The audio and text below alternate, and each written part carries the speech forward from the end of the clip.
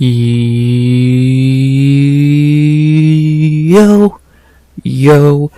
RX back with another recap of UFC 313, Ankalaev versus Pereira, Gaethje versus Fiziev 2. We back with another recap of a pay-per-view that was not very good. First of all, we lost 2 fights before the card even fucking started. With Chris Gutierrez, John Castaneda, and Curtis Blades. Ankalaev. So this all happened within an hour time span, like 3 hours before the card. So instead of the card starting at 6:30, it got pushed all the way to 7:30. Boy, and we lost 2 good fights. Blades Kuniev was one of the more intriguing fights on the card, but that'll get rebooked. Sucks to see Blades get sick. And then Gutierrez Castaneda was, I would say, one of the more intriguing prelims on the card. And sadly, that got cancelled. Castaneda has been so unlucky over this last week, losing the Douglas Silva de Andrade fight on Friday, the day before it happened. Getting sick a week later when he got a big fight against Chris Gutierrez on short notice. Just unlucky.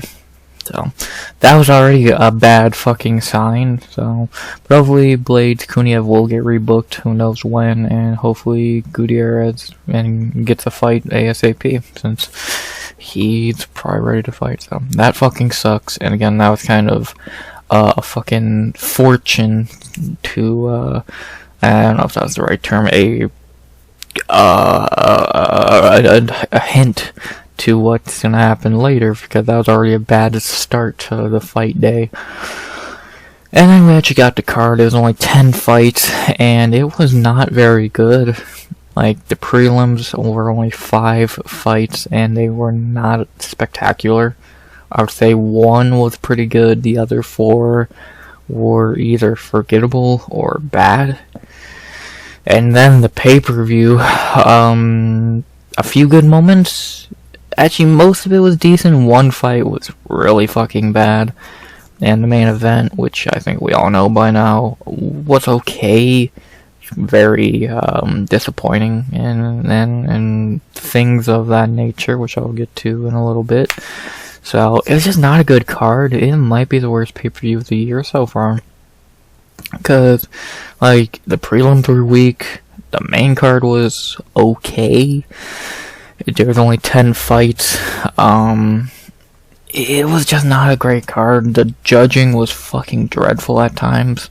They got better on the main card. I think the judging on the main card was good, but the judging on the prelims was fucked. It was not a great card. So again, maybe the worst pay-per-view of the year so far. I think the Islam card might have been better, and then the Strickland card. I barely fucking remember that card, so I would have to go back and look. Thank fuck for 314 being amazing. I can't wait for that fight and that card. So, but first, before we can get to that or anything else, we gotta recap 313. So let's do just that. Can't really think of anything else to add. Again, the card was okay. It being generous. Losing 2 fights on fight day is fucking annoying. But in the same fashion of they got sick. Like, this is the goddamn 2020 pandemic. It's just not a great fight day. It's just not a great fight day But let's recap that fight day. So without further ado, before I do, please like, comment, subscribe. 100 subs go by the end of 2025. 3rd pay-per-view of the year. Let's talk about it. You ready? I know I am. UFC 313, 3rd pay-per-view of 2025. March's pay-per-view. Let's talk about it. We began on the early prelims with the only fight left on the early prelims, with this one getting moved up, and we lost Castaneda Gutierrez. We begin in the middleweight division. Not gonna say a lot here because who the fuck cares? And then our first fight of the night, our only early prelim of the night, and our first of 2 middleweight fights of the night. We began the night with some low-level stuff between Ozzy Diaz versus Djorden Santos. Or Jordan Santos. Why the fuck is there a D? I don't fucking know. This fight was not great. It was okay. Probably the sad part is probably the second best prelim. For 15 minutes they had a very low-level striking match. In round 1, it was, I think, a very close round. I leaned Djorden, but I get giving it to Ozzy Diaz. Round 2, I thought was kind of a more clear round for Djorden, but I guess the judges did not agree. And then round 3 was Ozzy Diaz's best round. He hurt Djorden pretty badly, got the closest we got to a finish. And I had a 29-28 to Djorden Santos. The judges gave it to Ozzy Diaz. I'm intrigued to see how the verdict scored it. Okay. Yeah, that's what I thought. I thought Djorden got the first 2 rounds. It was competitive. I won't say it wasn't competitive. Round 1, I thought, would be the round you can give to Ozzy. I thought round 2 was Jordan's best round, if I remember. But I get if you want to give round 1, give a round to Ozzy. It doesn't feel like he won that fight. Again, it feels like Ozzy lost that fight. But he did get the closest we got to a finish, so I'll give him that much. But I don't know, it just does not feel like he won that fight. Do I care? Not really. Was it a robbery? No, because it's not like Santos dominated him. Like, not at all. Actually, we just see why it was a debatable fight. But I really don't know if I agree with giving it to Ozzy Diaz. I thought Santos did better in the first 10 minutes, but whatever. Again, if I was going to give it to Ozzy Diaz, I would have gave him the first and the third, not the second and the third. But whatever. I don't know, maybe I don't remember the fight correctly, but it feels like they scored that fight wrong, so... Again, do I really care? No. Is it a robbery? I don't think so. But do I agree with the decision? It's not easy to. I think it's it doesn't feel like the right decision, so take that as you will. I don't think they got it right, but it was not a robbery. I can understand it to an extent, but I don't know if I agree with it. So, debatable decision, and probably the second best prelim of the night. At least it was a decent fight. It was 2 dudes who are not very good at striking for 15 minutes. So could have been worse. They could have been cuddling on the ground, which, trust me, we got plenty of that tonight. But at least for our first fight of the night, they had a perfectly forgettable striking match. Low level, neither of these guys are very good. And that's about all I gotta say about the fight. So, I don't agree with the decision. I think they got it wrong, but I don't think it's a robbery. And a fine fight. That's, I guess, the perfect way to put it, so, yeah. Next, first part of the recap done, let's talk about the fighters real quick. I don't got a lot to say. For Ozzy Diaz, I don't think he's good. I think he's terrible. He didn't look good in this fight. I don't think he looked very good. I don't think he won this fight. The best I've seen him look, that's for sure, but he's not good, and he's going to lose his next fight, because he's going to get a step up in competition after a win. So, he's not going to win his next fight. And then for Djorden, he is terrible. How ass is that Will Curry dude that he let Djorden dominate him for 15 minutes on Contender Series? So, Djorden, probably not long for the UFC if you're losing to Ozzy Diaz, or bare minimum having a close fight with Ozzy Diaz. So, I doubt he's very long for the UFC.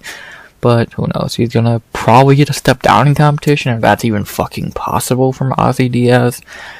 and we'll see what happens.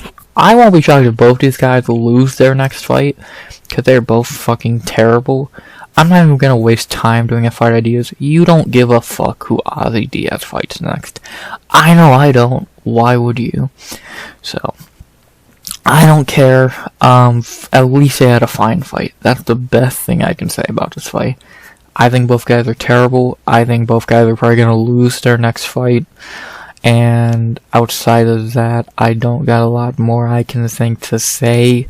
So, yeah, about really all I can say is fine fight, debatable decision, and terrible fighters.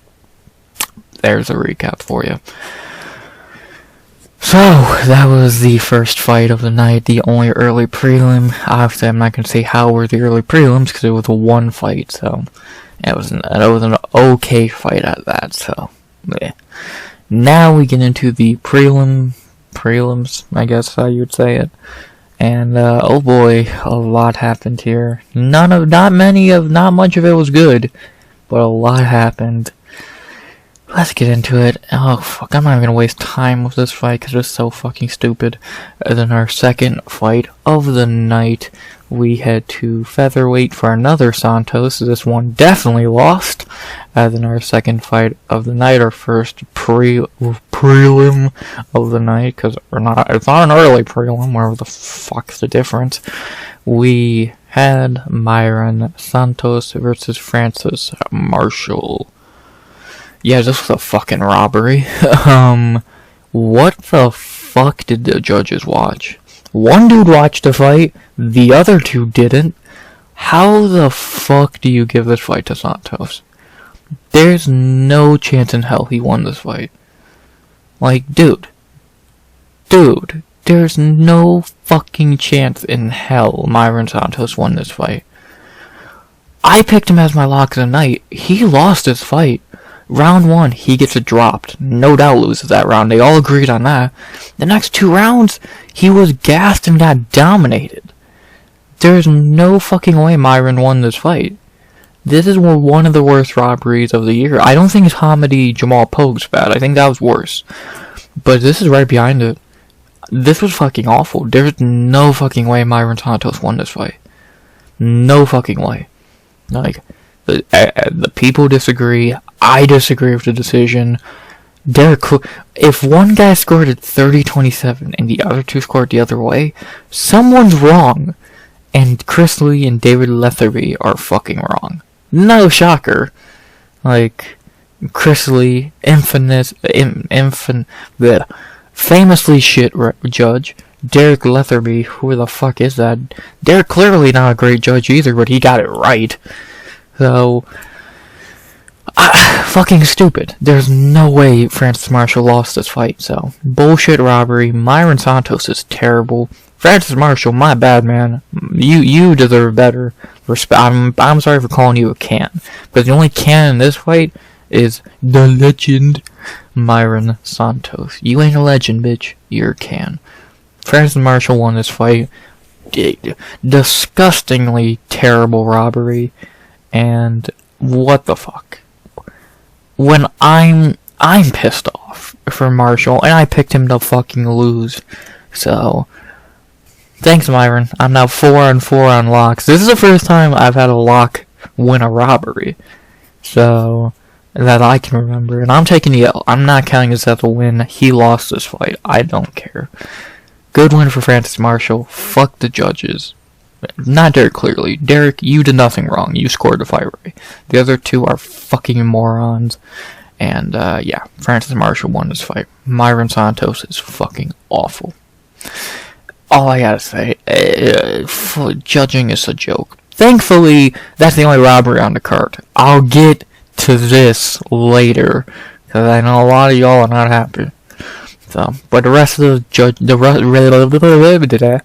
rest of the decisions on the night were correct. So, thank fuck for that. So, after that, we didn't have to get scorecards in this fight, because this was a goddamn mauling.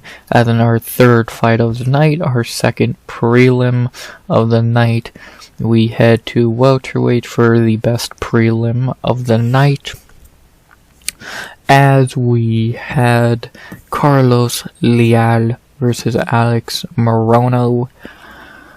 Yeah, this is what a minus 750 favorite should look like. For 4 minutes and 16 seconds, Leal beat the shit out of Morono until the ref finally saved Morono from death. Yeah, Leal's really fucking good. He beat Morono senseless. Literally. Like the end of the fight, Morono was literally out cold on the fence. Like, he was still swinging punches, but that was just goddamn instincts. Like, he was out fucking cold. No shocker, Keith Peterson was the referee, who was a fucking joke, but yeah, this was brutal to watch. He beat the shit out of Morono badly. So that's what a minus 750 favorite should look like. Mansur Abdul Malik, take notes. Or maybe people shouldn't make a guy a big favorite in a fight. He shouldn't be a big favorite. Whatever. Great performance by Carlos Leal. Should have got a bonus. I think he got fucking screwed out of bonus. I get why one of the bonuses got one. I think it's debatable between him and the other. So, either way, great performance by Carlos Leal. Making everyone look good for making him a giant favorite, and now he's 2-0 in the UFC, man. Good for him. He's good. He's fucking good, man. So, good fight. Very good fight. First finish of the night. One of not many. And our best and only really good, to be honest, our only good prelim on the card. So, good job to Leal. He looked good. Smashed Morono and looked like the giant favorite he was. So, good job. Not really anything else to say about the fight. So, that was a brutal beating. Probably the most one-sided fight of the night. So, yeah, not very much else to say. To talk about the fighters real quick, we'll start with Leal, who I don't really got anything else to add. Like I said, he looked really good. His second win in the UFC. Should have got a bonus. He looked every bit of that minus 750, 800, whatever the fuck he was, favorite. And he's a real prospect at 170. Those just keep getting better in the past 2 weeks. You had him and Sam Patterson to add to Brian Battle, Carlos Pratas, Michael Morales. Like, fuck, man. 170 has so much fucking talent. It's scary. So, Oban Elliott is easy to forget. Like, you'll name all of them, you'll forget someone because there were so many good prospects at 170. So, let's see how far they can go, and let's see how far Leal can go. He looks good. 2 in a row now. See what he can do. He's a very, very good prospect in that division. Only 30 years old. He's very experienced, unlike a few of those guys I named, like your Obans and your Battles. And, yeah, let's see how far Leal can go. He looks like he'd be top 15. I don't know if he's gonna be more than that, but he could look top 15. So, and how does he do against some of those prospects? I don't know. So, gonna be interesting, man. Gonna be very interesting to see what they do with Leal. He's a real prospect, in my opinion. I think a lot of people's opinion. He's a minus 750 favorite, and he looked every bit of it. So, Leal's good, man. He's very good. To talk about his opponent, Alex Morono. Yeah, I think we saw the last walk for Morono. He's at the end of the road, if we're being honest. He is, 32? 34 years old. In his last 6 fights, let's see, in his last 7 fights, he's 2-4. So, or 2-5, my bad. So, like, he's just not been doing good. Like, yeah, he beat Tim Means and Court McGee, but then you lose to everyone else you fight. So, I don't see why they keep him around. Like, let's be honest, when was the last time he looked good? Like, if you look at his last 7 fights, he lost to Ponzinibbio. I don't even remember that fight outside of him getting knocked out late. He submitted Tim Means, but it's 2023 Tim Means. Buckley somehow didn't finish him, so I guess Leal and Ponzinibbio hit harder than Buckley, which is something I would have never expected. He beat a 2024 Court McGee in a forgettable fight. and then he loses to Nico Price, which is not a great L. He loses to Daniel Rodriguez. That should not have been a split decision, if I remember correctly. And he gets smashed by Carlos Leal. Yeah, his losses are not that bad. Like, outside of Nico Price and Ponzinibbio, Buckley, Leal, and D-Rod are fine losses. And his wins have not been impressive. Like, what was his last impressive win? Cowboy? No. What, Max Griffin in 2019? Kenan Song? So, Mickey Gol. Morono's just not very good anymore. He's really losing a step. He's not the most exciting guy. If he wins a fight, it's probably going to be a very point-fighty fight. He's a smart fighter. He's not the most exciting. And he's getting older. His chin is going. His speed is going. His durability is going. I think the UFC cuts him. I would be shocked if they keep him around. Like, what are you really gonna do with him? Feed him to another prospect? I don't think he can fight any other old dudes. He fought every old dude, unless you feed him to Muslim Salikov. So, I just don't see the point of keeping Morono around. He'd be perfect for GFO or PFO, and I just think it's the end of the road for him. The dude hasn't won a fight since, 2023? So... Or 2024. He fought 3 times in 2024. Good job. Like, I get he's active, and he's not the most boring, but I don't think you keep him around at this point. So, good UFC run for Alex Morono. 8 years? Almost 9 years. 9 years, 13 wins, 9 losses. He was good. He had some really high points. He had a lot of hype, like, after on his winning streak. He's a big favorite. Well, no, he's the underdog. He did come in on short notice there, didn't he? He had some nice moments in the UFC, but I think it's the end of the road for Morono. So, maybe he gets one more fight, but I would be a little shocked if he did. So, if it is the last fight for Morono, good UFC career, brother. And thanks for the memories. See you in the GFL or PFL. Outside of that, not really much more to say outside of our first fight idea, and will now of course be for Carlos Leal. Who does Leal fight next? I saw someone say Vicente Luque. I think that's fucking insane. I don't think you give him a top 15 shot yet, but you give him a good fight. You give him someone a step up. Who though? Like, I don't think any of these guys. I think all of these guys are like a pointless step down. Like, you're not gonna fight Nico, Phil, Euros. That would be fucking stupid. Puna, no. Chaos, no. Max Griffin wouldn't be bad, but I doubt it. Muslim Salikov, I don't hate it.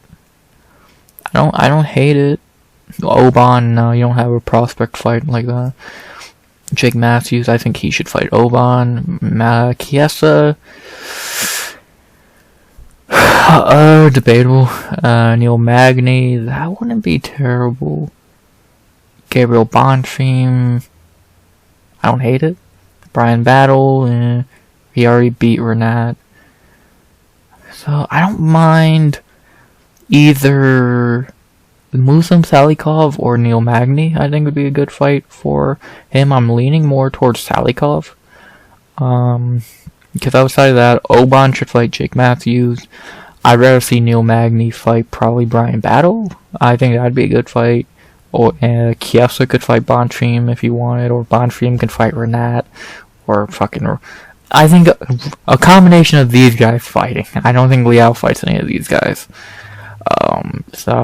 And then everyone else is in the top 15, so... Yeah, probably Muslim Salikov would be the best fight for Leal. Salikov, on a 2 fights winning streak, coming off a beautiful knockout of Kenan Song. It'd be a nice win for Leal. I know it's another very old fighter, but Salikov is still pretty good. Again, 2 fight winning streak. So, I think that's the best fight, with Oban fighting Jake. In my opinion, that's the fight to do. And then I don't know who would be the best option for Leal in this combination. So, again, probably Magny, but I don't know why Magny... I'd rather see Magny fight Battle or Bonfim. So, something along those lines. I think mix and match. Enough. Why am I getting everyone? Mix and match these four. I think makes the most sense. So let's do Carlos Leal and Muslim Salikov. I think that makes a lot of sense. I don't see any other great options for Leal that ain't a step down or a step up or a big step up that I don't think would make a lot of sense. So Leal and Salikov sounds good to me. Book it.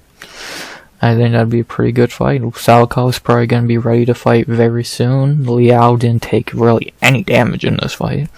You could do that fight in probably like 2 months. So hopefully we get it. Outside of that, not really a lot left to say about this fight. Great performance by Leal. Best prelim of the night. He looked every bit of that giant favorite, the biggest favorite on the card. Well deserved with his performance. And who should he fight next? I like the idea of him Muslim Salikov. I think that would be a good fight. I think it makes a lot of sense. It would be a really good win for Salikov, or for Leal, I mean. Because I think he probably would win that fight.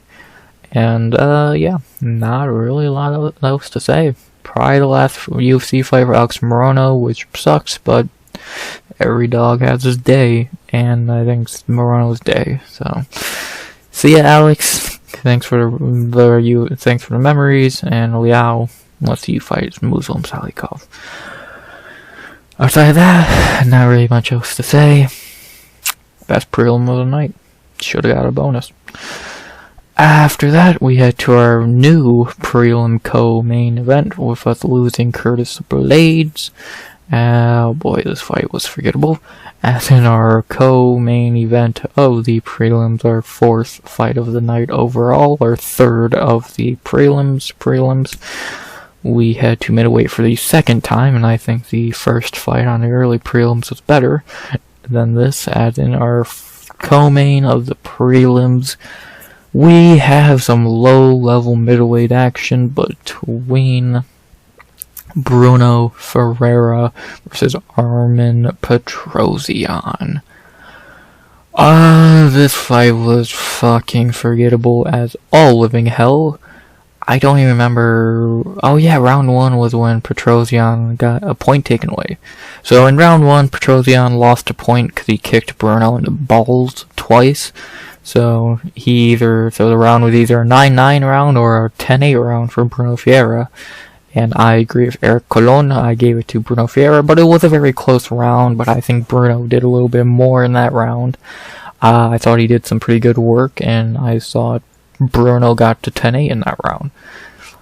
In round 2, I think Petrosyan was winning that round, and then eventually he ended up on top. I forget how. I think he might have took Brunno down. I don't remember. I don't care. But eventually Armen did end up on top somehow. But out of nowhere, Brunno Ferreira did his best Paul Craig, Magomed Ankalaev impression, threw up a triangle armbar, and tapped out Armen Petrosyan. First submission win in the UFC, maybe of his career, for Brunno Ferreira. Forgettable fight. Outside of the low blows and the submission, I don't remember anything about this fight. Like, no one really got rocked from what I remember. I don't think there was a knockdown in this fight. I remember, oh yeah, and Armen was just cheating. He grabbed the cage, like, twice. He low blowed Brunno twice. So, yeah, it was just not a great fight. It was low-level middleweight. I don't think either of the two are that good. Petrosyan is trash. Brunno Ferreira is very beatable, as we've seen in the past. And it was just a low-level fight, in my opinion. So, it was the hardest fight to pick on the card, with us losing Gutierrez to Castaneda. But that's not because they were good. It's because I think they're both so shitty that could have went either way. About 3.2% by submission. Hey, I will say one thing. I've kind of read my prediction. I thought Brunno Ferreira was going to win in a way he usually doesn't. I picked decision. He went with submission, which is, I think, again, probably one of his only few submission wins of his career so far. So, I was kind of right. I got to pick right at least, so I'll take that. Outside of that, not a lot to really say about this fight. It was low-level middleweight. It was, again, I think the Ozzy Diaz fight was better. The only thing this fight has over that, it was a finish. So, outside of that, I don't really got a lot to say. So, yeah, that's about that. To talk about the winner of this fight, and of course, gotta talk about the fighters. We'll begin with Bruno Ferreira, now 4-2 in the UFC. Is that his first submission? Fourth submission win of his career, first in the UFC. His first submission since 2021. Okay. I don't think Bruno's very good. He's 32 years old. I don't think he's gonna improve as a fighter. His striking is just wild shots. If he learned how to throw a jab, he could be dangerous. But he won't learn how to. I think he threw maybe one in this fight, and it's a very good shot if I remember. Outside of that, he never fucking threw anything. He just throws wild hooks. On the ground, he never shoots takedowns, or if he did, he didn't get them in this fight. I thought he should have shot more takedowns in this fight. That's what I thought he was going to do. Excuse me, that's why I picked decision. But I guess he just said, fuck that. I don't know. I just don't think Bruno's that good. He's not going to improve at 32 years old. He's really goddamn short for middleweight. I think he's just going to have fun fights. I think he's just here to have some fun fights, and that's that. Like, I feel like the Gregory Rodriguez fight really put him in a really high echelon spot he wasn't really ready for. And since we've kind of seen that proof, and since that fight, he's 3-2. His wins are against tomato cans. His losses are against, hell, not much better than tomato cans. He's just not that good. And he's a fun fighter. Like I said, he's a fun fighter. I don't think he's the best fighter. He's not going to be the best fighter. He's not a can either. He's a fun fighter. So, that's about what I think of Bruno Ferreira. If you put him on the card, it's going to be a fine fight. It's going to be a finish, but I don't think it's going to be more than that. So, that's about what I think of Bruno Ferreira. Fun fighter. Prospect? No. That's about it. And to talk about his opponent, Armen Petrosyan, speaking of fighters getting cut, Armen Petrosyan, he's not good. Like, let's be honest, he really only has 2 wins in UFC. That Gregory Rodriguez fight was a robbery. Like, the best thing he's done in the UFC is fraud check Christian Leroy Duncan, which was cool. I'm happy he did that. But outside of that, he hasn't fucking done anything. He got a shot in Contender Series off a loss, got a nice knockout, then he got handed a robbery against RoboCop, got smashed by Kyle Borrello, beat 2 pretty bad fighters, and then lost 3 in a row to pretty bad fighters. So, and then in this fight he got a point taken and kept cheating afterwards. He's 34 years old. He's not the most exciting. His 2 wins, all 3 of his wins, if you count Rodriguez one, have been finishes. You should probably cut him. Like, he's not that good. Like, I can't even put him in a classifications of a fun fighter, because his fights are not that fun. So the best fight he's had of his career was the Rodriguez fight, and that was good. The rest of his fights since then have been shit. So that's about what I gotta say about Armen Petrosyan. Outside of that, he's just not very good, and I think it's time to cut him. So, what is he, 3-4 in UFC now at 34 years old? See ya. You'll be remembered as the guy who got fucking spinning back fist by Char Bullet. Of all people, that tomato can, so good job. Outside of that, not really much else to say about the fight nor the fighters. I'll look for a quick fight idea for Brunno, because I think you could still have fun fights with him, but don't put him in a fight with a goddamn grappler or something. You put him in a fun fight. It's not rocket science, I hope not at least. You put the dude in fun fights. You don't put him in there with goddamn Bo Nickel. It'd be fucking a waste of time. But who do you put him in there with?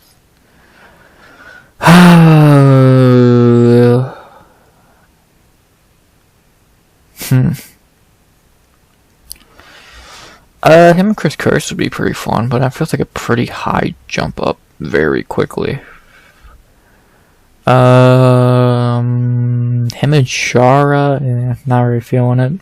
No to Petrosky, no to Paul Craig, no to Rodolfo Vieira, no to Jacob Malkoon. Edmund would be fun. Cesar Almeida could be a really fun fight. I forget who I said Cesar should fight after his last fight. I think it was Brad Tavares.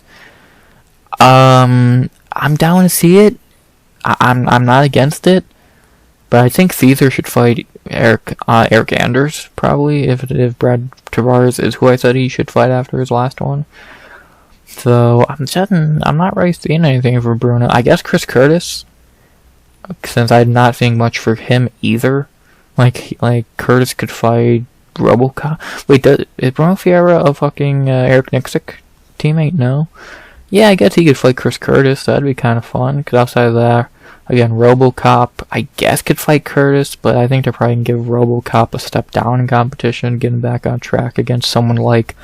I could see RoboCop fighting Petrosyan or Edmund Shabazian to get back on track. So, something like along those lines. And then outside of that for Curtis, Bo Nichols fighting Vernier de Ritter. I don't think they're going to have Curtis fight Shara. I don't know why you'd have Curtis fight Petrosyan or something like that. So, yeah, I'm down to see Bruno Ferreira and Chris Curtis. I think that'd be a pretty intriguing fight. Curtis has lost 2 in a row. Bruno Ferreira is coming off a win, and UFC does like Bruno, I feel. So, yeah, I'm down to see it. Bruno Ferreira and Chris Curtis. I'm not seeing much else outside of that. Outside of Cesar Almeida, who I think has a better fight for him with Eric Anders. Let's do it. Bruno Ferreira and Chris Curtis. Sounds like a good fight to me. Unless I change my mind or the UFC does something else. I like that fight. So, let's do it. Bruno Ferreira, Chris Curtis. I think it'd be a really fun fight. Book it. The Hulk versus the Action Man. There you go. You sold your fucking fight right there. Cool fucking third fight of the main card on an Apex card. There you go, UFC. You're welcome.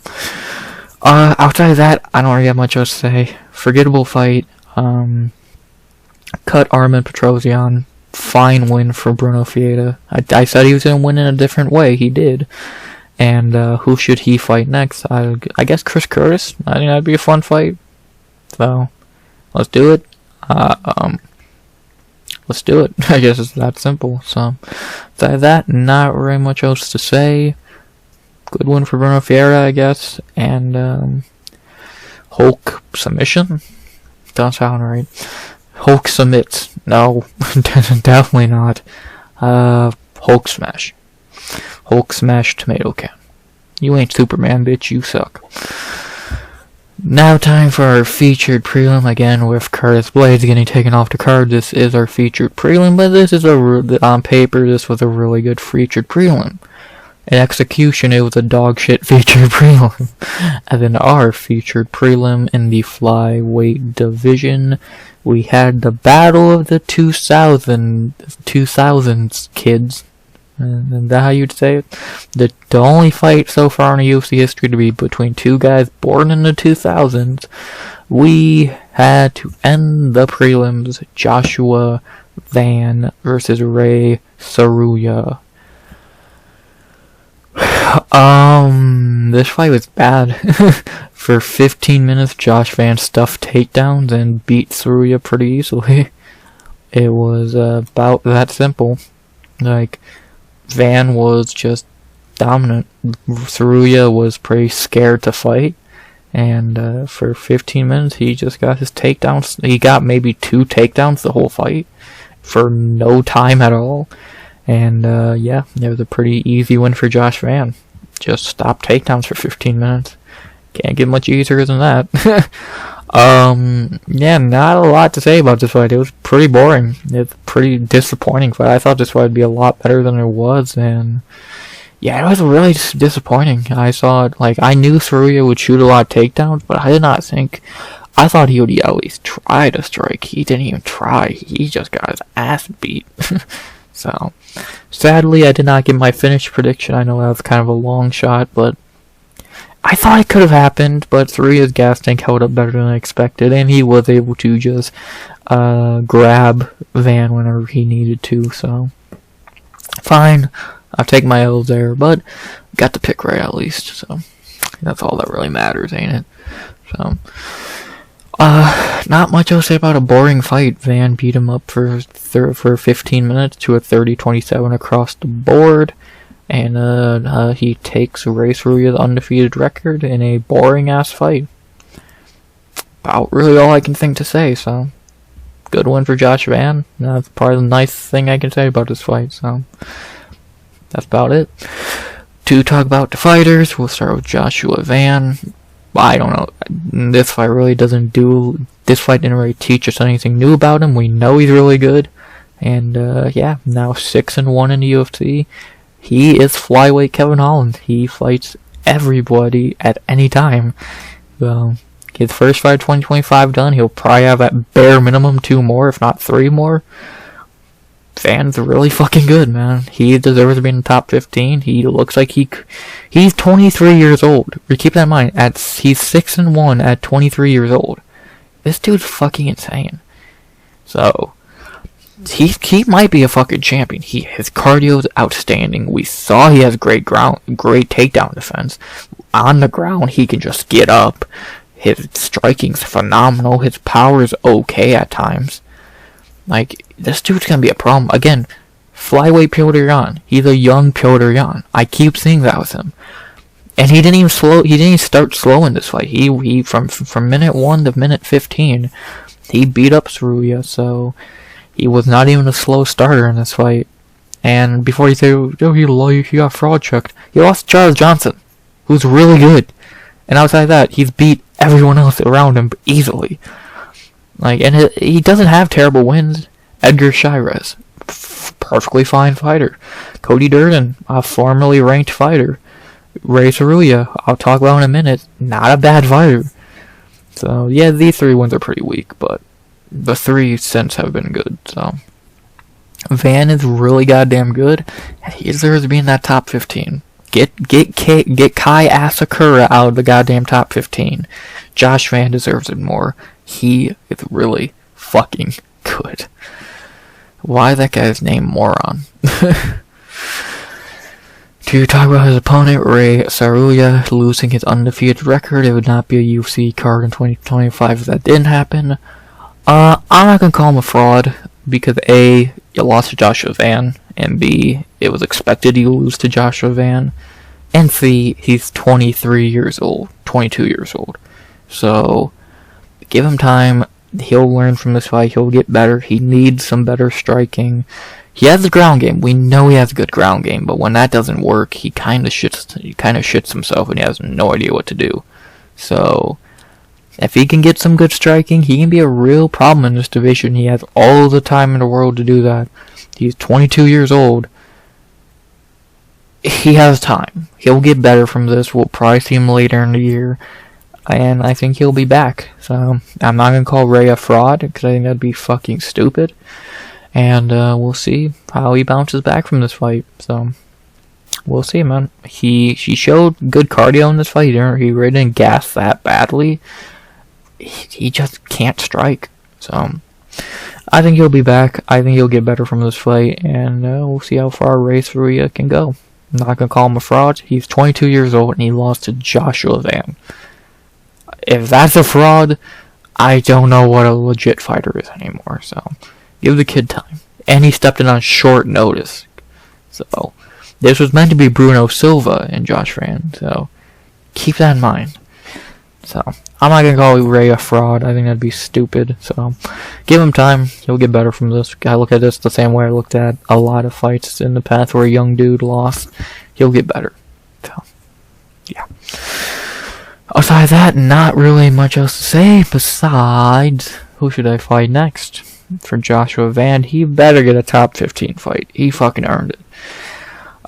Charles Johnson, no. Kai Asakura, who the fuck cares who he fights? Ramazan should fight Bruno Silva. Tagir is probably gonna fight up. Maybe Josh Van and Asu Almabayev. After Sue just got fucking annihilated by Manel Kopp, even though that fight was kind of bullshit, but still. Probably that'd make the most sense, because outside of that, Charles Johnson, I don't see the point for that rematch. Asakura, no. Ramazan should fight Bruno Silva. Tagir is probably going to fight up and fight like Alex Perez. Tim Elliott's probably going to fight Cody Djorden. So, yeah, probably Asu would make the most sense. So, Asu against Josh Van, I think that'd be a very good fight. I'm taking Josh Van, no fucking questions asked. But knowing the UFC, let me look. Who would make no fucking sense for him to fight outside of the top 15? You gotta factor that in. Josh Van's going to fight probably like that Maxim or fucking Jesus Aguilar. So, but if the UFC uses a fucking brain cell, which I know is a big ask for them, he should fight Asu Almabayev. So, makes the most sense. It would be a banging fight because Josh Van would bang his head around the cage for 15 minutes, and I think Van deserves a fight like that. So, Josh Van, Asu Almabayev, book it. I think that's no. The only reason I could see you not doing that fight is if Asu is not ready by the time Van is, which we know Van's ready right now to fight again. So, but if Van wants to be a real contender, he's gonna need to start fighting less, which sucks, but that's true. So, Josh Van, Asu Almabayev, I think probably makes the most sense. He deserves a top 15 shot, so a top 10 shot no less. So, give him it. And Asu Almabayev makes the most sense when we're talking about that type of scenario. So do it. Outside of that, not really much more to say. Good one for Josh Van. His 6th UFC win at 23 years old is batshit insane. And who should he fight next? I like him and Asu Almabayev. Would make a lot of sense. So do it. Outside of that, not really much more to say. Good one for Van. Tsuruya, peel up, you'll bounce back and get better from this. And outside of that, man, not very much else to say. We all love Josh Van because he's a fucking dog. And good win, man.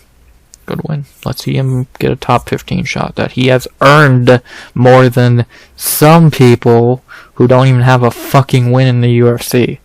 So, yeah. But besides that, not much else to say about the prelims at all, in general. They were not great. Outside of the Leal fight, yeah, pretty shit around it. This was okay. This was terrible.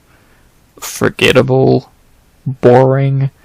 So, outside Leal, I don't really got much else good to say about the prelims.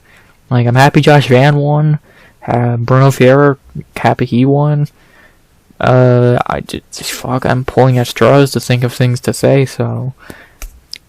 Good for Leal. He was a fucking prelim saver. Everything else around him was kind of shitty, so. About really all I gotta say there. Was the main card much better? Yes and no. So, let's not waste any more time. We're already only 47 minutes in. Ooh, making good time. Let's get into the main card. I don't have a lot to say about these first two fights, so I'm not going to have to say a lot. As in our first main card fight of the night, the first main card pay-per-view fight of UFC 313, we head to lightweight, a weight class that had a lot of moving parts tonight, as we began with Mauricio Ruffy versus King Green. Maybe 4 years ago I would have been impressed. Great knockout. Great knockout. I'll say that. Amazing knockout. Probably the knockout of the year so far, unless I'm forgetting something. But I would be impressed 4 years ago that you did this to Bobby Green. Not in 2025, when he's 39 almost. I'm not really impressed. It's 58-year-old Bobby Green. So, I'm still not sold on Ruffy. I still think he's the worst of the fighting nerds. Prates is a gangster. Gene is a gangster. Kyle's gonna be a champion. Maybe. Excuse me. Ruffy has beat up 3 tomato cans.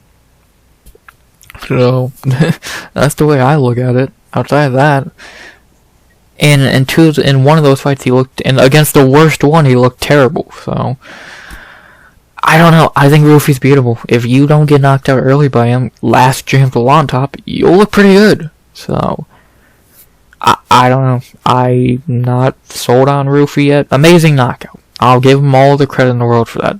Knockout of the year, unless I'm forgetting something. But outside of that, If you did it against someone else, I'd be a lot more impressed. But you did it against a 58-year-old Bobby Green.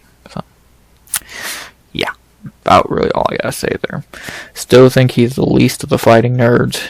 And hell, he's the only one that's not ranked. So, keep that in mind as well. So, in a way, my point is true no matter what, because the other 3 are ranked.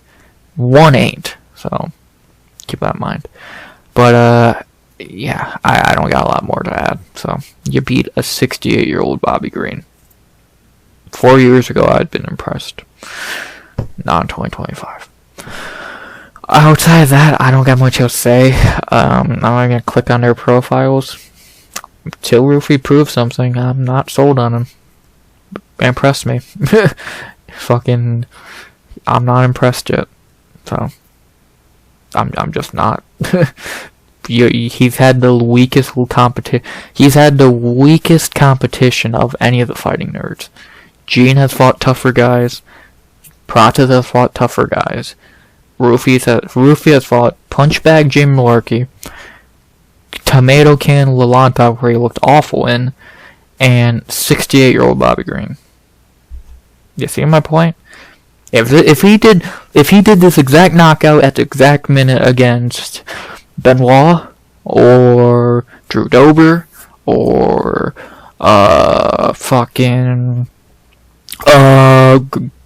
even Grant Dawson, fucking Benil Dariush, anyone else, a lot of other names, I'd be impressed.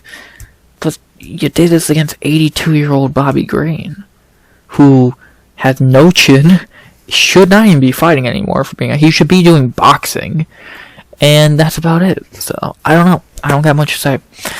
Great knockout. I'll give Ruffy all the respect there, but outside that, I'm not really impressed. I'm impressed with the knockout. I'm not impressed with who he did it against. There you go. But again, the other fighting nerds have had higher levels of competition.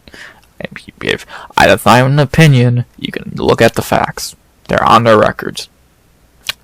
So, not very much I'll say. I'm not going to give a fight yet. I'm not going to click on their profiles. I don't care. Impress me. This was a layup at the highest degree, and you beat a layup. Good job. What, are you going to go fight Tony Ferguson next? Come on. So, not much to say. Nice knockout, but not really impressed with Ruffy. Bobby Green needs to retire. And, yeah. Bobby Green, there's a spot in the GFL draft. You should go to it. And outside of that, not very much more I can think to say. Great knockout, and that's about it. After that, oh fucking Christ. Our second fight of the main card. God, what a fucking waste of time. Why the fuck was this fight terrible? As in our second fight of the main card in the strawweight division, we had a boring fight between Amanda Lemos versus Iasmin Lucindo. This fight was fucking awful. The worst fight on the card.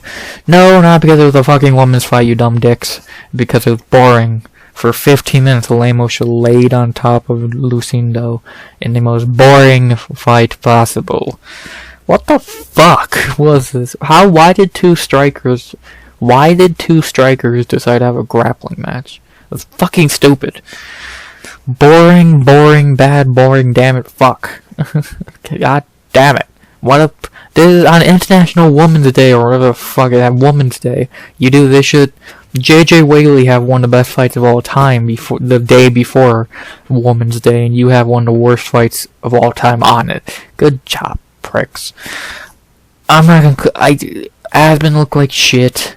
I expected better from her against a 78-year-old Amanda Lemos. And Amanda Lemos, I still don't think has much left in the tank, but she was able to lay on top of Iasmin. Boring! Let's see, is there a good fight idea for Lemos at least? Because fucking Jiminy fuck. Probably Djorden. Actually, no, she just fought Djorden. God damn it. If Joan Robertson beats Marina Rodriguez, probably that'd be the best option. So, outside of that, I'm not seeing much. That knowing the UFC, they'll probably do Lemos Djorden too for whatever fucking reason. So, I don't know. I probably Lemos versus Robertson if she beats Rodriguez. Djorden will fight the loser of Jan Jandiroba, which will probably be Yan Xiaonan. Tatiana will fight the winner of that fight, and Andrade is fighting Jasmine Jasvicious in a different weight class. So, boring fucking fight. I expected better from these two, who are strikers. You want to prove my point? 3 submission wins. 3 submission wins. They have a lot more knockouts. Fucking strike, you fucks! Okay, whatever. Shitty fight. Lemos is so old. Iasmin, what the fuck? How do you lose this fight? How? How? You got handed a layup against someone's fucking grandma, and you lost. You fucking Nimrod, bruh. Clint, it's not true. You don't bet on the Brazilian lesbians with neck tattoos. It don't work like that. Trust me. It fucking doesn't work like that. It should have worked here. It's the easiest fight they could have had, but whatever. Shitty fight, and I expect better. No, not because it was a goddamn woman's fight. It was not a shitty fight, you stupid fucks. I fucking am so tired of that debate. It was a shitty fight because it was a shitty fight. Exactly. That's all I gotta say. No fight idea. You didn't fucking deserve it. After that, now the main card started, if we're being honest, only an hour into it, as we finally had some good fights. As in our 3rd fight of the main card, our 8th fight of the night, our 2nd lightweight fight of the night, and on paper what I thought was going to be the best one, but in fact it was not, but it was still pretty good. And then our 3rd fight of the main card in the lightweight division, our 2nd fight in the lightweight division, we had the tall battle between Ignacio Bahamondes versus Jalin Turner. Yeah, this fight was quick. Long story short, they striked for about 30 seconds. Then Turner took Ignacio down. But quickly after, Ignacio, I guess, saw Bruno Ferreira on the prelims and said, I'm going to do that. And he threw up an arm triangle choke and tapped Turner and made Turner tap. Yeah, not what I expected. Another guy winning by submission when it was beyond unexpected. Is that Ignacio's first submit? Oh no, didn't he submit Rongju in the UFC? Yeah, I believe he submitted Rongju, right? Yeah, Bravo choke, whatever the fuck that is. Yeah, Turner fucking let himself get submitted. Great quick win for Ignacio Bahamondes. I don't got much to say. Yeah, it's a ground game. Hell, if training with Bumlal Muhammad is going to teach you anything, at least you know how to cuddle. So good job, Bumlal. You did one good thing in your career. You gave Ignacio a ground game. Good job, dick. You're still a little bitch with no talent, and I fucking hate you. But you did one good thing, Bumlal. Fuck you. But for Ignacio, he's good. I'm happy he has a ground game. We know he has a great striking game. Good job. I don't really got a lot else to say, man. He did a great job getting there. He beat a ranked guy, and now he's ranked. Sweet. Happy for him.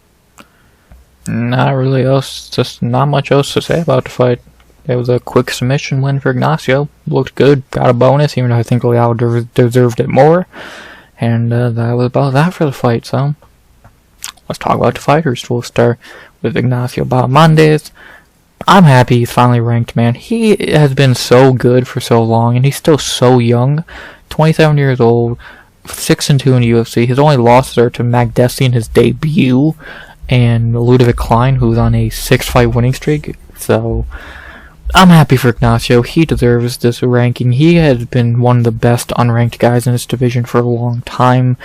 He's just been a dude who I don't think has been able to crack his potential until now. He's really cracking his potential now. Like, before, yeah, the wheel kick on Roosevelt Roberts was cool, but it's Roosevelt Roberts.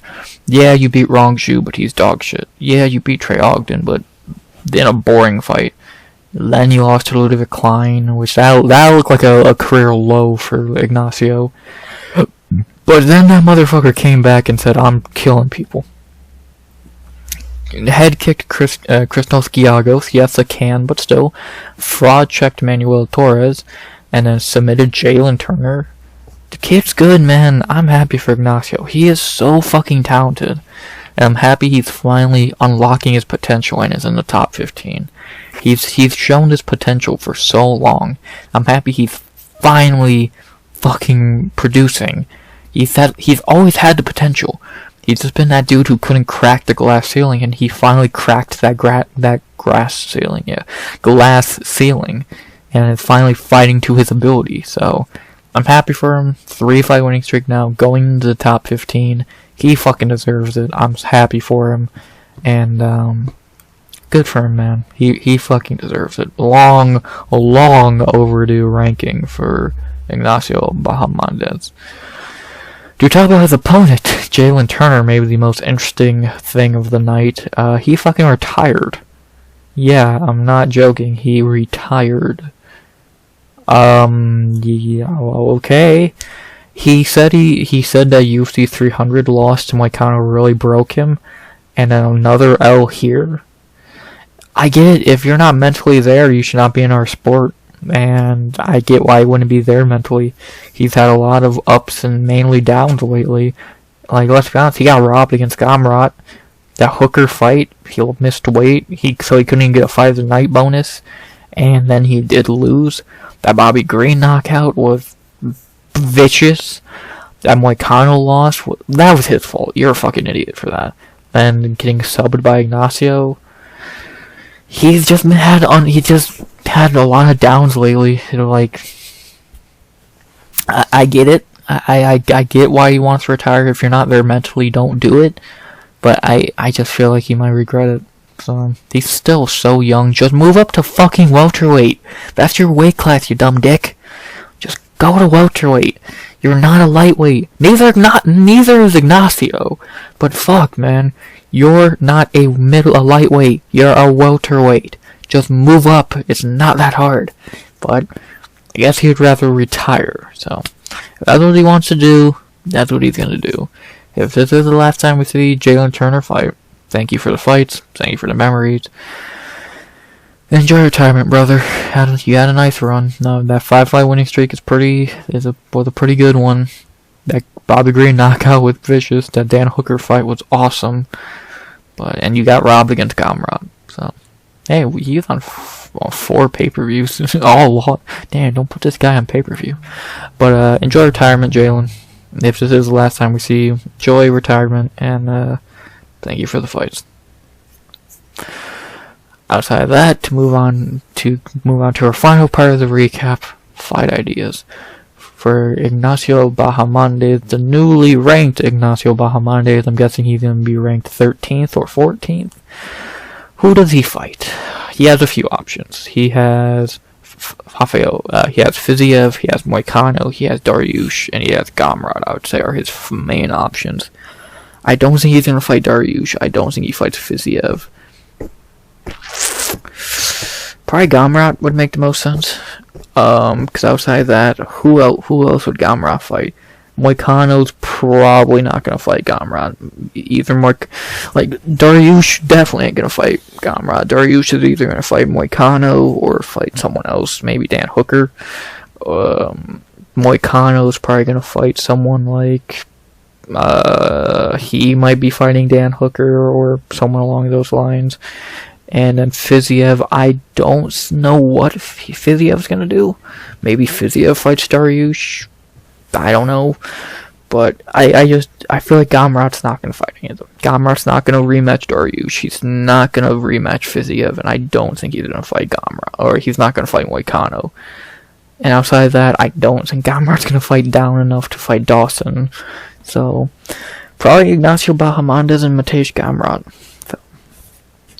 Probably what they're gonna do. Well, not probably what they're gonna do, but what I would say they probably should do. So, I would have Ignacio fight Gamrot. Dariush should fight.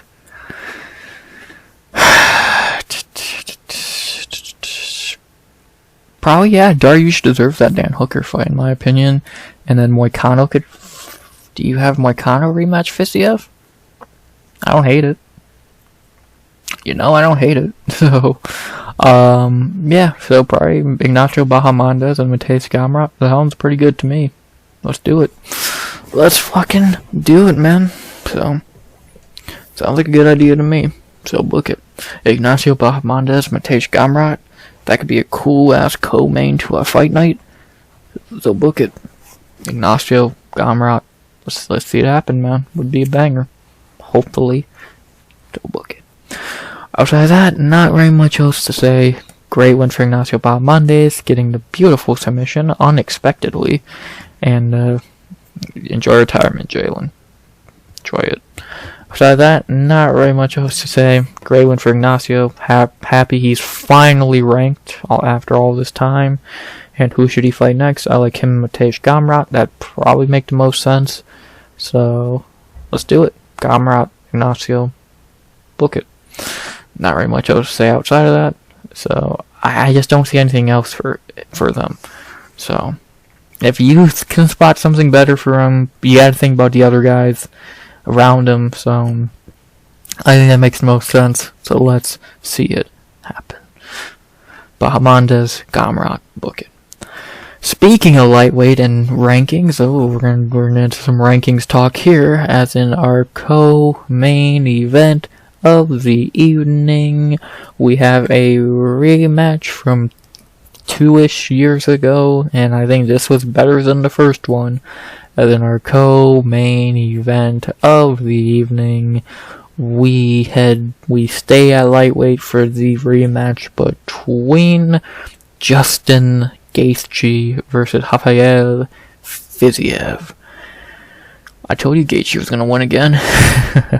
And this was better than their first fight, I think. I think this was a lot better than their first fight.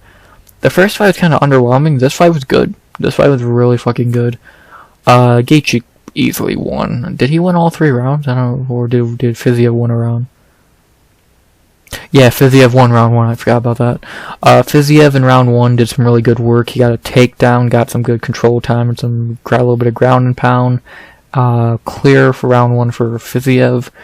And then Gaethje turned it on in round 2 and 3. In round 2, he dropped Fiziev bad with an uppercut.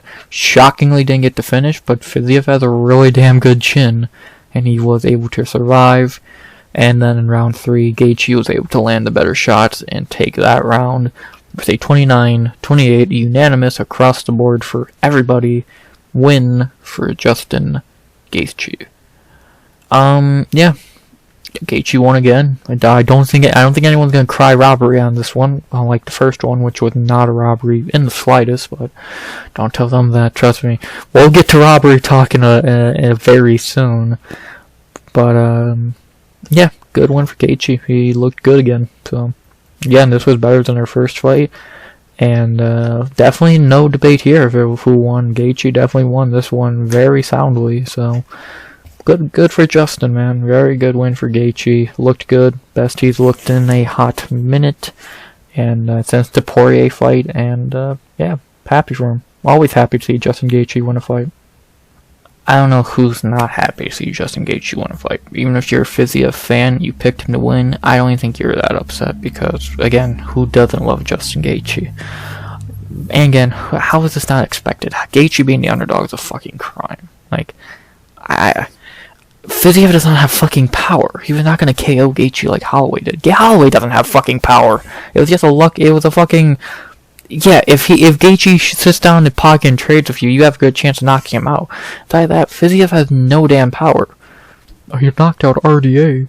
Cool. RDA sucks. So, I don't know what to say. I think Gaethje being the underdog here is fucking stupid, and I don't know why he was. So that's free money in my opinion.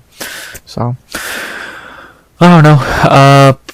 Betting lines are fucking stupid, but I hope some of y'all jumped on that and got some nice dough for it. So it was a pretty easy bet in my opinion. Outside of that, not a lot to say. It was a really good fight. Easily 5 of the night, as expected with a Gaethje fight. And yeah, better than their first fight. Another nice win for Justin Gaethje, getting back on track, showing he's still a top contender, and we'll see what happens. Good fight. I'm not gonna say a lot about each guy because what are there to say? For Gaethje, got back on track. I still don't know if he would have beat Dan Hooker. Just saying, I still would have picked Dan Hooker. and I don't know if he would have won that fight, but you know, it's tough debate. I think Hooker's better than Fiziev, so take that as he will. But yeah, good to see Gaethje get back on track since first win since 2023, and we'll see what he goes from here. I have an idea of who he should fight, and I think I wouldn't be shocked if they did that fight since it would make a lot of sense. So we'll see. We'll very much see. And then for Fiziev, he's just not as hyped up. He's just not as good as we thought he was. Like, he's not a bad fighter, but let's be honest, he's not that guy. Like, Gaethje's just better. And he would have beat Gamrot, we all know that. But shit happens. Now he has to go back to the drawing board, and we'll see where he goes from here. So he's still young, 32 years old. He didn't look very rusty in this fight, so that's good. His kick still looked good, so it don't seem like that leg injury affected him too much. So we'll see where he goes from here. So no more fighting Justin Gaethje, that's for sure. What I know is for sure is the fight ideas, because I can't think of anything else to say. So let's get to fight ideas. For Justin Gaethje, I think one fight makes sense for him, and that is Armen Tsarukyan. With Islam busy fighting Ilia Topuria, I think Gaethje Armen makes a lot of sense. It's a really good fight. Armen could put to bed the people who say, "Oh, Charles got robbed." He didn't. He fucking didn't.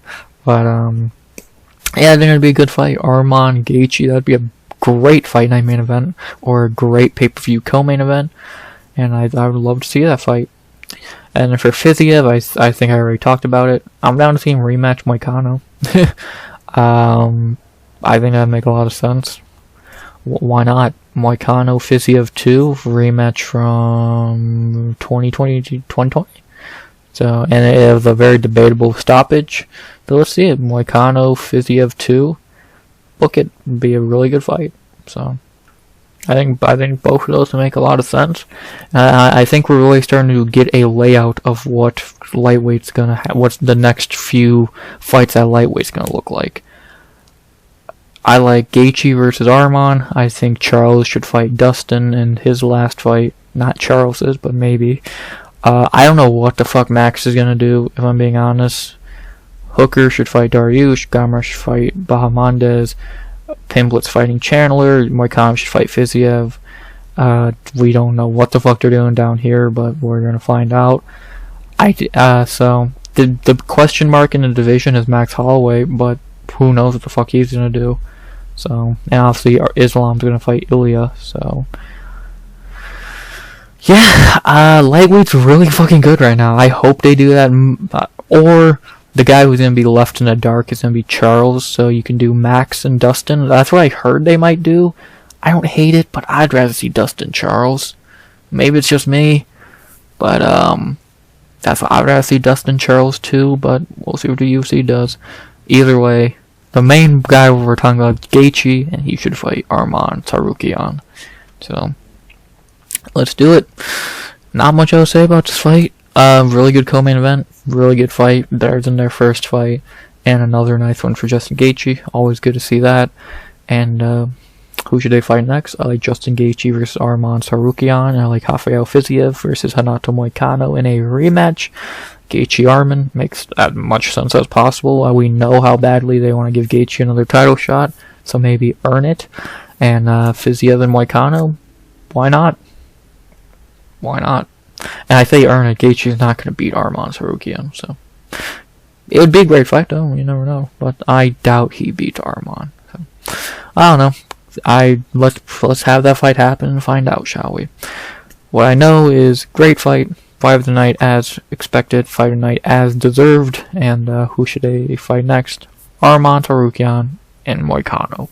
Great fight, great co-main event, good one for Justin Gaethje. How was he the underdog? Oh boy. Well, we get into the nitty gritty, what y'all are all here for, to hear what I have to say about this fight. Our main event of the evening, our title fight of the night, for the UFC Light Heavyweight Championship of the world. our main event of UFC 313, we ended the night with Magomed Ankalaev versus Alex Pereira. Okay, where do I begin? I think they scored it right. I know a lot of people are unhappy, but let's be honest. Ankalaev won that fight. I scored it the same way I think most judges did. 49-46 is bullshit. I don't know what the fuck Sal D'Amato was watching. He did not win round 5 at all. But Mike Bell and Derek clearly got it right. I think that's how I scored it live. Like, round 1, clear for Pereira. Round 2, clear for Ankalaev. No fucking shit. Round 4, clear for Ankalaev. Round 5, clear for Alex Pereira. And round 3, I actually want to look up the stats for that round, because I've not done that yet. I scored it for Ankalaev. I thought he did a... God, what the fuck is that garbage fight? I scored for Ankalaev. I thought he did better in round 3, but let's see. Even if he didn't, it's not robbery. It was a razor close fight. I want to look at round... What? What? UFC, how do you suck this fucking bad? I'm gonna get the stats up. I'll be right fucking back. Okay, I'm back. I went to the UFC's stats site because for some reason this garbage doesn't work. In round 3, 21 of 34, 17 of 40, 61%, 42%, 21 to 18, 0-0, and 6 seconds of control time. It's a razor thin round. Like 21-17, that's not a blowout either side.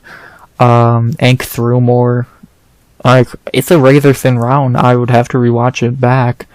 But it just did not feel like Pierre... I remember I said at the end of that round, it did not feel like Pierre landed 21 strikes. He was so fucking, like, stagnant and, like... He was so passive-aggressive, Pierre, in that fight. He barely threw anything. Like, look at every other round. 16... Well, my bad. 20, 18, 23, 15.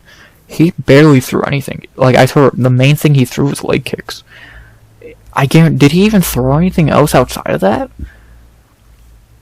Yeah, 63% of his shots were leg kicks. 22 were body shots. I don't know when the fuck those happened. And 14 were to the head. Like, Pierre looked awful. This is the worst Pierre has ever looked in the UFC. Yeah, leg kicks. Where's the legs? 14, 10, 15, 1, 8. Everything else, fucking... He barely landed anything. He relied on leg kicks and that's it. I don't know if he had a hand injury or what, but he just looked terrible. So... Round 3 was close, but I feel like Ank won. I don't remember Pierre throwing all these fucking strikes they imagined up in their head.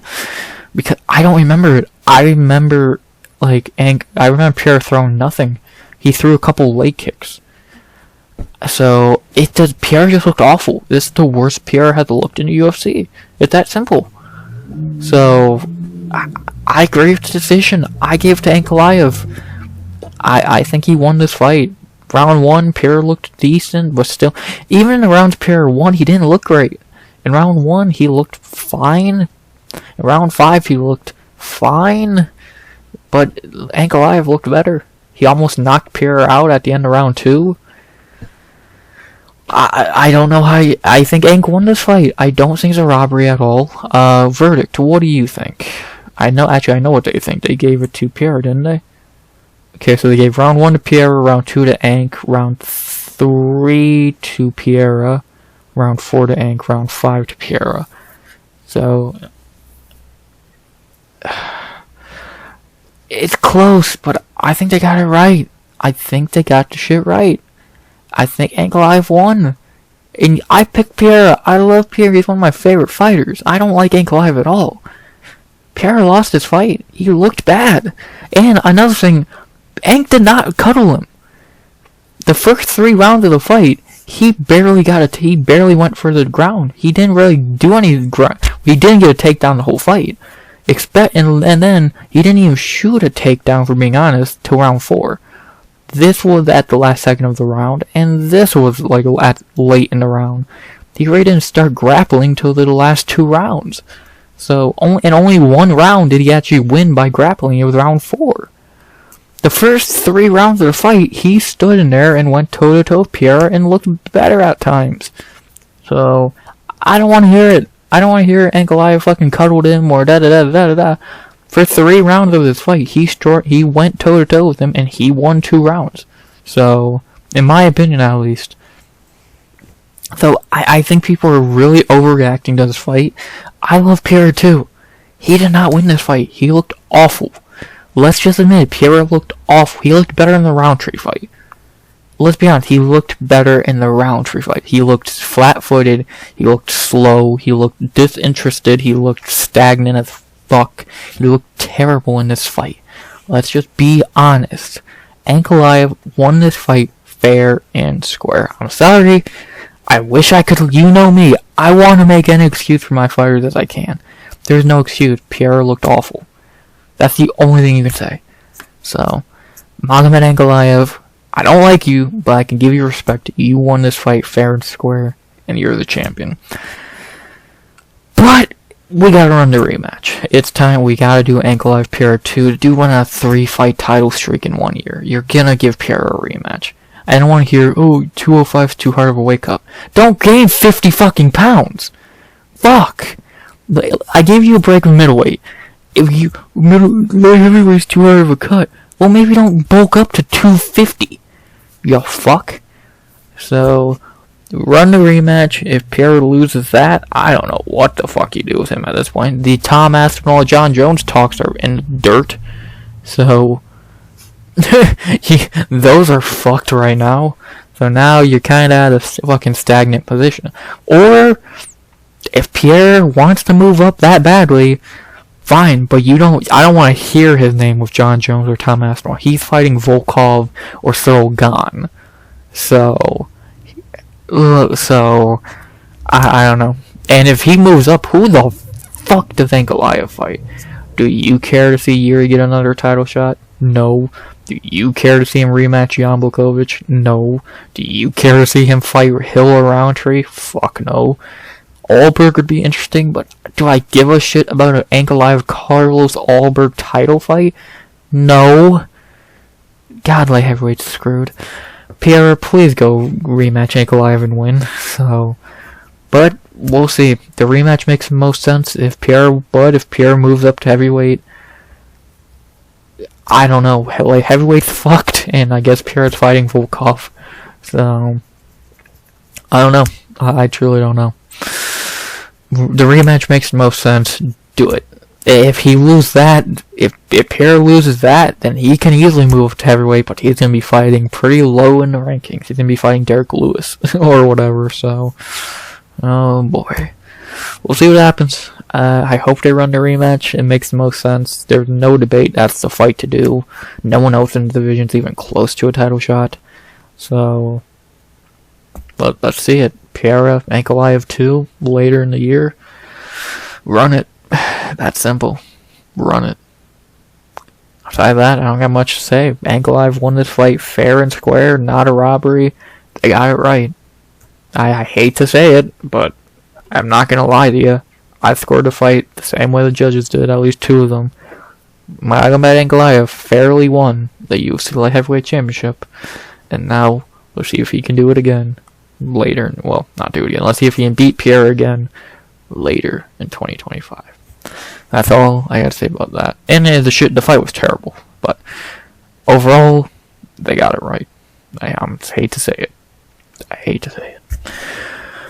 But what I don't hate to say is finally, boom, that was the card. To go over how I did on picks. I went 5 of 10, 1 perfect, 325. I got Pereira wrong, no Shama. Lucindo, what the fuck was that? Bobby Green was biased, and then both Santoses lost. So 5 of 5. I didn't go above 500 on a 10 fight card like last week, but I got close, so could have been worse. At least I didn't go under 500. The bonuses we've talked about already. 5 a night, Gaethje Fiziev. Yep. Performance bonuses to Ruffy and Bahamondes. I would have gave one to Leal instead of Bahamondes, but I get it. So, I get it. Second to last, if you missed the card, what would I say you should go back and rewatch? I would say 4 things. Carlos Leal, Ignacio Bahamondes, Justin Gaethje, and the main event. Outside of that, skip. Definitely skip.